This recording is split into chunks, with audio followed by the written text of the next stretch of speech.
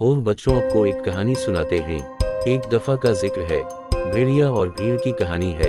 एक भीड़ का बच्चा भेड़ों के रेवड़ के साथ चुर रहा था।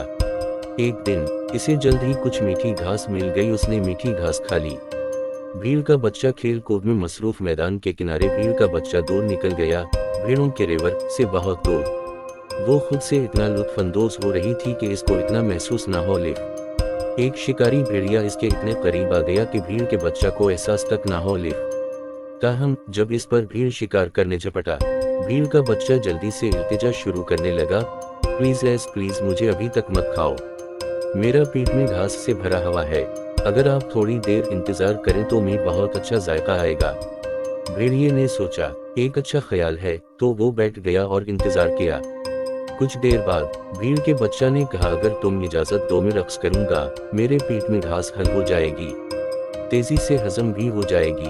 भेड़िया इस बात पर राजी हो गया। भीड़ का बच्चा नाच रहा था। इसको एक ख्याल आया।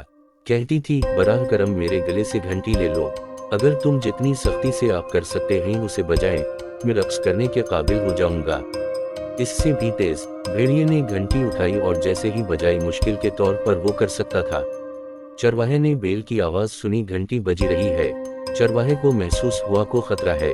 चरवाहे ने जल्दी से अपने कुत्तों को भीड़ के बच्चा को तलाश करने के लिए भेज दिया। लापता भीड़ का बच्चा भौंकने वाले कुत्तों ने भेड़िए के पीछे लग गए, जिससे भेड़िया ने भागकर अपनी जान बचाई। नरम और कमजोर भी बाज दफा होशियार भी हो सकते हैं।